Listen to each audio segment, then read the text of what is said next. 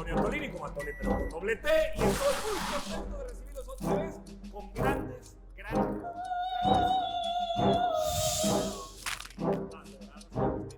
Huevonados en su casa.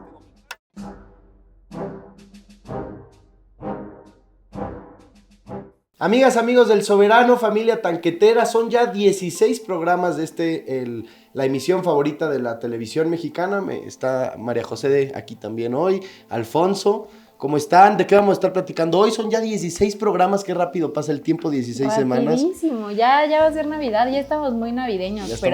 Antes de eso vamos a platicar de la discusión que hubo en el Senado, las dos ternas que rechazaron para la nueva ministra de la Suprema Corte de Justicia. Ya tenemos nueva ministra a pesar de todo pronóstico y de todos los sabotajes de la derecha. Y también, como está muy movidito este cierre de año, vamos a platicar de la inauguración a la que asistió el presidente Andrés Manuel López Obrador el pasado viernes del Tren Maya, de una inmensa parte del tren. Ahorita vamos a hablar de cuál es la que falta, etcétera. Y también pues esta iniciativa que anuncia en la semana de promover una reforma para desaparecer ya de plano a diversos organismos autónomos. Se me hace que no le va a gustar mucho al comisionado presidente, que le gusta pasar la Amex ahí en lugares de dudosa procedencia, pero mejor ahorita abordamos ese tema. Vamos a platicar sobre el Tren Maya. Este viernes se inauguró. Para todos los neoliberales que decían que no se iba a poder, yo hace rato venía pensando que este es el sexenio de decirle que sí a las cosas que habían dicho que no durante tantos años. Recordemos que fue Zedillo quien revoca las concesiones y se las otorga a privados para que únicamente ellos pudieran hacer uso de la infraestructura del país, y toma la determinación de terminarlo con los trenes de pasajeros que hoy Andrés Manuel López Obrador está regresando al país, María José. Claro, y es que como ya decían,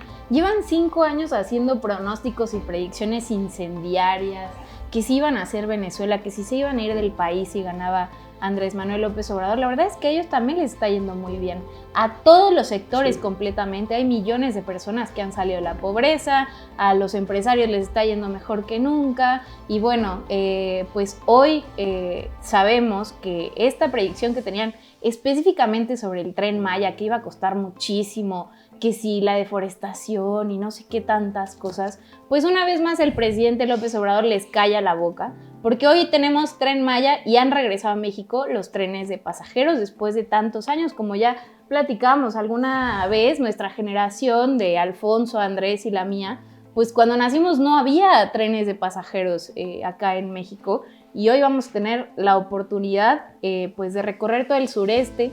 Y pues el presidente les manda también un mensaje muy fuerte, que es nunca más el sureste de México en el olvido. Claro.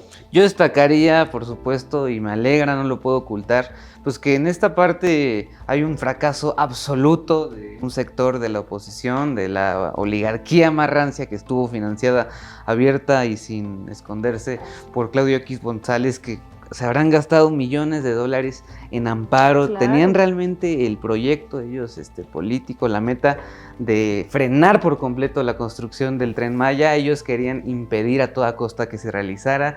Hicieron cualquier cantidad de maniobras legales, políticas, económicas, de desestabilización, con dinero de procedencia extranjera. Claro. Y el presidente López Obrador da cuenta de cómo es un estadista. Él propuso hacer un Tren Maya, él prometió cuando ganó que se iba a hacer el Tren Maya, y estamos asistiendo pues a algo histórico. Como bien dicen, nosotros no conocemos en México los trenes de pasajeros. Esta parte también yo destacaría de tanta simulación y hipocresía, pues de un sector del conservadurismo y de las clases altas, que cuando van a Europa o cuando van a cualquier otro país, claro, y se suben a un tren, se vuelan de felicidad y les qué parece, moderno, oye, sienten que están está muy moderno en los supersónicos, toman miles de fotos, y aquí despreciando el Tren Maya, claro. O sea, con este absurdo de que el ecologismo, y cómo creen que se construyen las carreteras para que pasen, claro, los coches, o sea, cualquier obra pública. ¿Cómo se construyó los centros turísticos, los a los hoteles, que les encanta y hay, ir? claro, y hay que decirlo, para tener un país de primera como el que está construyendo el presidente López Obrador, no solo hay que soñarlo, hay que hacerlo y hay que tener la voluntad política. Retomando lo que decía Alfonso, a mí me parece ridículo cómo Calderón y su camarilla se cansaron de denostar, se cansaron de meter amparos por medio de Claudio X González. Nada más les faltó decir que el Tren Maya iba a atropellar a los osos polares, o sea, son capaces de hacer todo. Sí. Y el presidente Calderón no pudo ni hacer la barda de una refinería. Claro.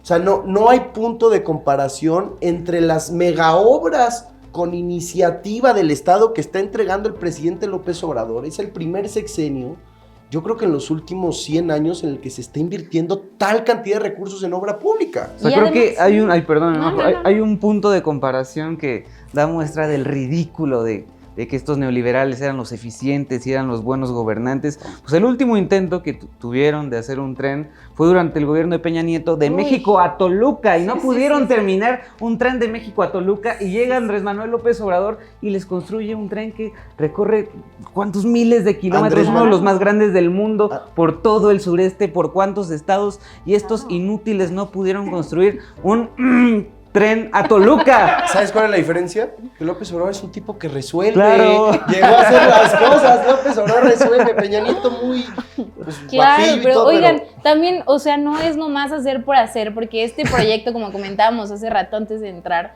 es integral. O sea, claro, en febrero del próximo año van a estar abiertos todos los tramos, pero también vamos a tener Mexicana de Aviación, esta empresa estatal que se va a encargar de operar el Tren Maya. También han anunciado que construirán hoteles en puntos estratégicos. Es decir, es un nuevo modelo de turismo verdaderamente social en México, al que vamos a poder acceder tú y yo y cualquiera, y que no nada más los ricos como antes van a poder pagar lo que hacían, ¿no? Pagar un vuelo carísimo a Cancún, a estos centros turísticos que les encantan, que ahí sí no hubo ninguna medida de mitigación ambiental para construir Xcaret y todas estas cosas, pero ahora sí las familias mexicanas van a poder acceder. Son menos de 2,000 pesos lo que va a costar recorrer 1,500 kilómetros del Tren Maya, pasar por todos estos estados. Es decir, se está pensando una nueva forma de esparcimiento, de turismo accesible para las familias. Ya no solo los ricos van a poder irse a vacacionar,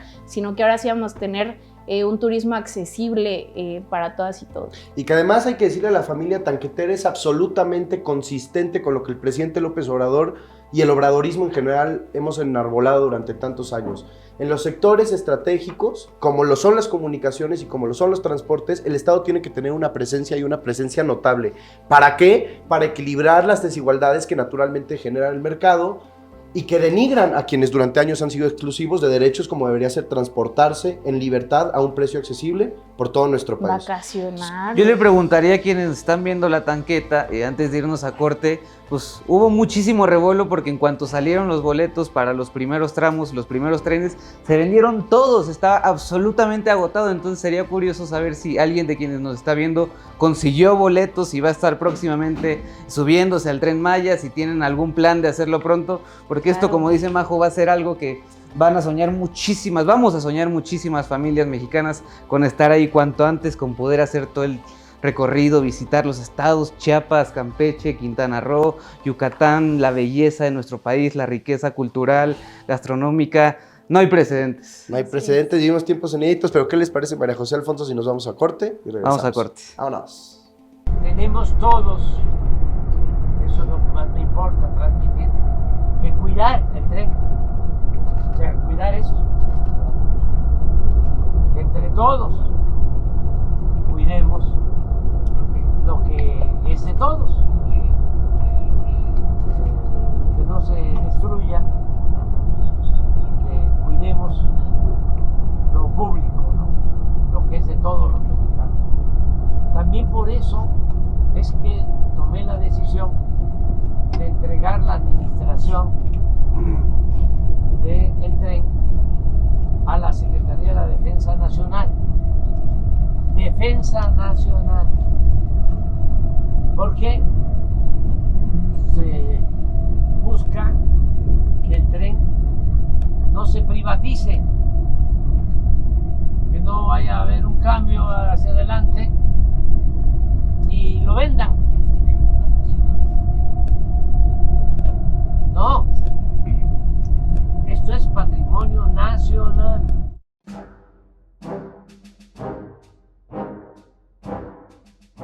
Familia Tanquetera, ya estamos de vuelta y es necesario que abordemos también ya la designación que se hizo de la maestra Lenia Batres como nueva ministra de la Suprema Corte de Justicia de la Nación, toda vez que pues no hubo sorpresas, la oposición está absolutamente negada a que haya una transformación, una regeneración al interior del Poder Judicial. Intentaron impedir por todas las vías que el exministro Arturo Saldívar la pudiera llevar a buen puerto. Están muy enojados porque el presidente está usando los mecanismos constitucionales que ellos idearon cuando Zedillo reformó la Corte, él sí, de forma autoritaria y de un plumazo. Nos comentabas antes de iniciar sobre un tipo, no sé si quisieras abordar la situación. Les voy a María leer José. un tuit porque la verdad me parece absurdo, porque son estos polivoces del derecho que se rasgan las vestiduras, hablando de la ley y la Constitución. Déjenme leerles el tuit. Tanto insistir en elegir a los ministros de la Suprema Corte por voto popular para que López Obrador termine siendo el primer presidente en la historia de México, decidiendo por dedazo.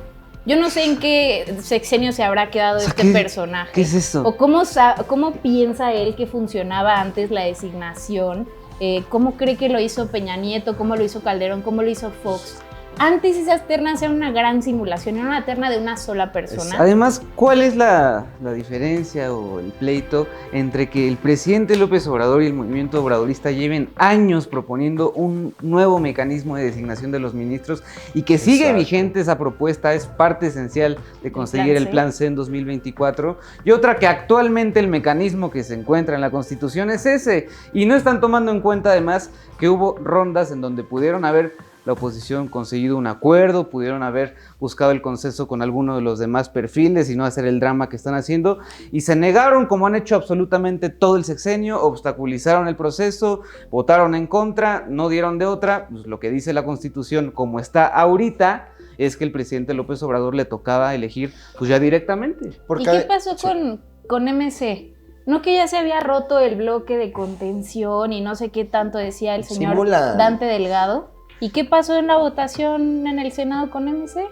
Y también esta semana MC votó en la Cámara de Diputados en contra de quitarle el fuero al fiscal de Morelos, Uriel Carmona. Claro. Esos grandes progresistas y derechohumaneros poniéndose del lado de fiscales cómplices de feminicidios, pero bueno. Yo lo que creo que hay que decirle a los Cosío Boys es que si en el pasado Zedillo desarrolló un mecanismo de elección de los ministros que tras una primera terna y una segunda, si no se ponía de acuerdo el Senado, pretendía o habilitaba al presidente para designar directamente al ministro. O sea, ustedes pusieron las reglas, pues. Sí. Y se enojan porque el presidente juega con ellas y propone perfiles, honestos, pulcros, que tienen otra visión del derecho sobre la justicia, que se enarbola más a la justicia que lo que ustedes ven que es clasismo, es distinto. Que hacer puros técnicos de la ley. Se Eso enojan. quieren. Pero también, a mí ahora que lo mencionas, qué bueno, porque lo que dijo el presidente López Obrador el viernes me parece valiosísimo. Como ustedes sabrán, después de que en la segunda terna no logran ponerse de acuerdo en el Senado, pues ahora le toca al presidente la designación. Pero en esa última votación que hubo, que estaba Berta Luján, hija, Lenia Batres, pues el presidente dijo, yo las llamé a las dos a Palacio Nacional y les dije cómo le vamos a hacer, porque ahora le toca a él decidir y las dos son perfiles extraordinarios para estar en la Suprema Corte.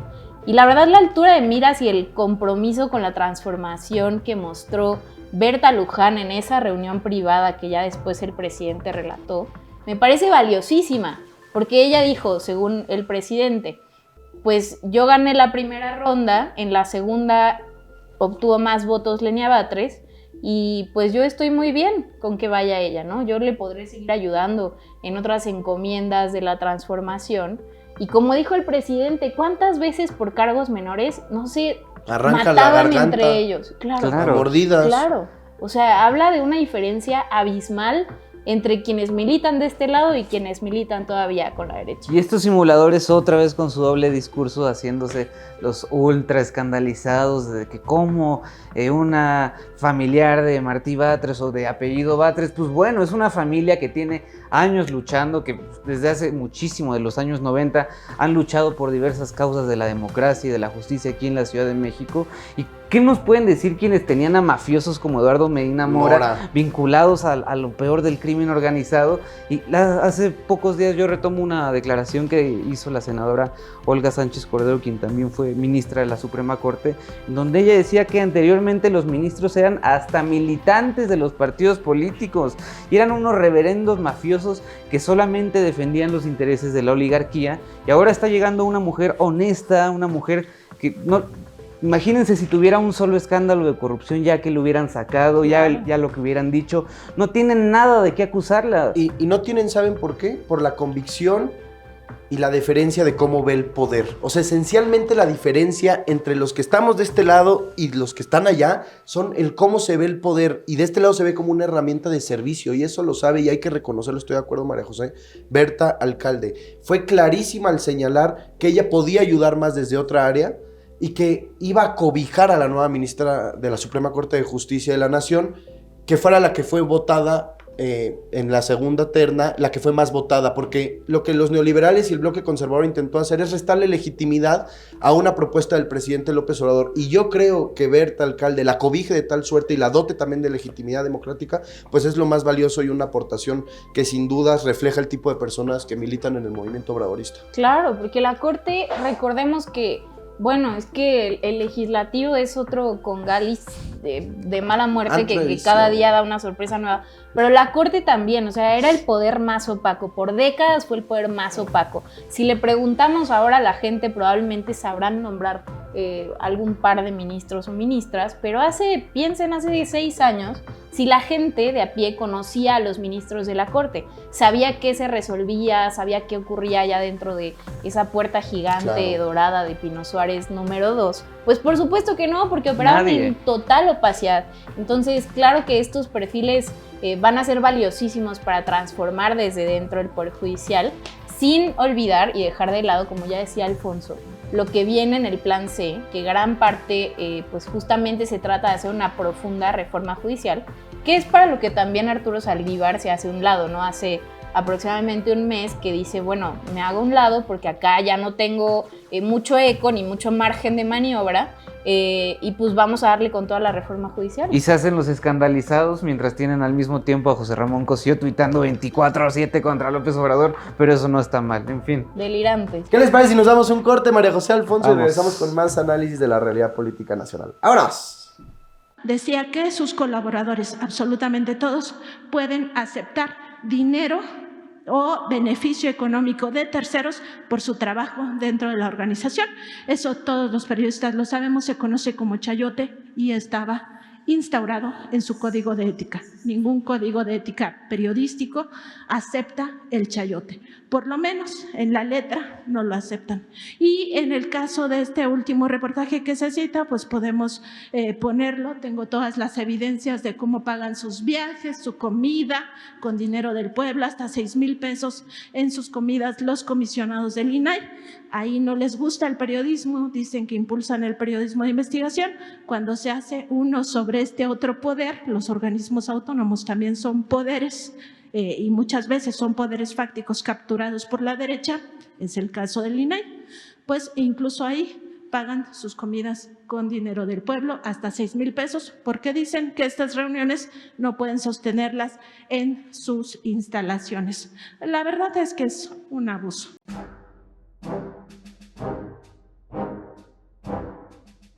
Familia tanquetera, ya estamos de vuelta para hablar sobre la reforma que el presidente ha propuesto a 4 de los organismos constitucionales autónomos que integran esta órbita metaconstitucional que está extra al Estado para estar frenando constantemente todas las reformas que ha logrado la Cuarta Transformación democráticamente en el Congreso. Y es que fíjense, el presidente López Obrador tiene razón. Como ese es el último reducto del que todavía tienen control los neoliberales, ahí han ido a refugiar a toda la basura que ya no cabe en otro lado porque mienta, roba y traiciona. Y está funcionando como un mecanismo de control extra que no plantea ninguno de los 3 poderes, ni el judicial, ni el legislativo, y mucho menos el ejecutivo, María José. Claro, como ya decía Andrés, fue esta estructura que en su momento idearon los neoliberales paralela al Estado para tener control del Estado y las instituciones. Y además con esta reforma que propone el presidente con la extinción de estos 4 organismos expertos en nada y útiles para nada, Exacto. nos podríamos ahorrar al año 4,000 millones de pesos, mucho más de lo que se invierte al año en programas como Jóvenes Construyendo el Futuro, Sembrando Vida, la pensión del bienestar para los adultos mayores. Nomás para ponerlo en perspectiva, el aeropuerto de Tulum, que acaba de inaugurar el presidente hace unas semanas, costó 3,200 millones de pesos. Es como si construyamos al año un aeropuerto en otra zona estratégica. ¿Cuántos aeropuertos de México no necesitan una renovación o un nuevo aeropuerto en estas zonas ahora que tenemos el Tren Maya y otras obras de infraestructura? Pero lejos de eso, pues por supuesto que están atacadísimos, como siempre en la oposición, defendiendo la autonomía. Pero ¿por qué se han resaltado estos organismos en los pasados sexenios? ¿Qué cosa remarcable ha hecho el INAI, la COFESE, este regulador de energía?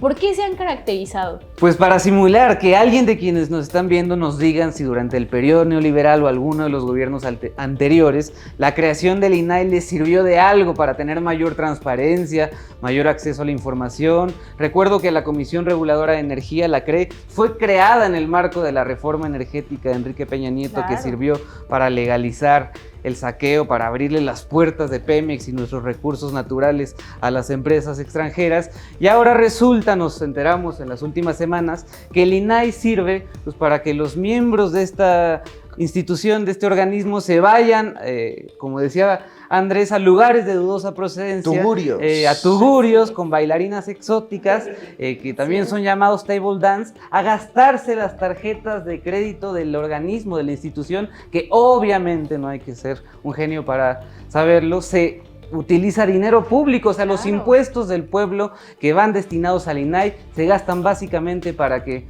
los miembros de este organismo se vayan a la peda, se vayan al Curazao, y no cualquier miembro, o sea, quien hoy quedó de presidente del INAI, que no me sé ni su nombre, Alcalá. y no creo que absolutamente nadie de quienes nos están viendo sepan cómo se llama ese hombre, estuvo involucrado en este escándalo del uso de tarjetas de crédito, y ahora resulta que el INAI, el instituto que sirve para el acceso a la información, bloqueó esta información e hizo de todo para que no se diera a conocer. Miren, familia tanquetera, vamos a ponerlo en perspectiva. En cualquier democracia de avanzada, en cualquier referente mundial democrático, el que garantiza el derecho del acceso a la información es el Tribunal Superior de Justicia o el Poder Judicial de ese país. Aquí crearon un organismo específicamente que ni siquiera eso puede hacer, y donde los comisionados, como ya dijo Alfonso, pues más bien gastan su prerrogativa no recorriendo las calles del pueblo ni viendo qué áreas de oportunidad hay para garantizar el derecho a la información en este país. ¿Cómo se podría ejercer verdaderamente? No, se van de peda en table dance. Pero ahora que lo dicen, no son los únicos, ¿eh?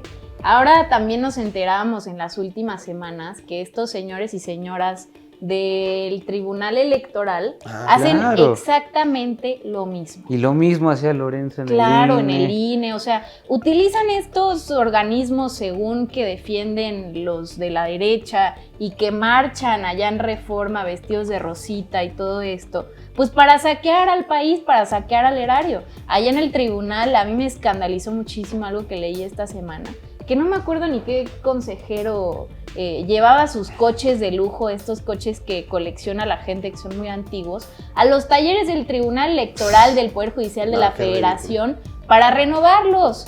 O sea, con dinero público le renovaron su Mustang 80 y no sé qué, y le costó como 2 millones de pesos por unidad. O sea, y los viajes a Europa que también cargan al presupuesto público. Es decir, no se salva ninguno. O sea, tanto el Tribunal Electoral, el INE, bueno, el INE ahora va como en vías de transformarse con esta nueva presidencia, pero todos estos autónomos que los Cosío Boys, como ya decía Andrés, pues defienden tanto, pues para eso sirven nomás, para robar. Yo no sé cuántos de esos estén en la nómina. Utilizan la ¿Qué? autonomía para que nadie se meta en sus tarjetas de crédito en los restaurantes, en sus operaciones estéticas, en sus talleres de lujo para los Ferraris que compran. Pues eso no es autonomía, así que yo los invitaría a que acepten la propuesta de López Obrador y que ya los convirtamos en direcciones, subdirecciones quizá, Claro. que se integren al organismo del gobierno que mejor acomode respecto a las funciones que tengan que cumplir y que dejemos de destinar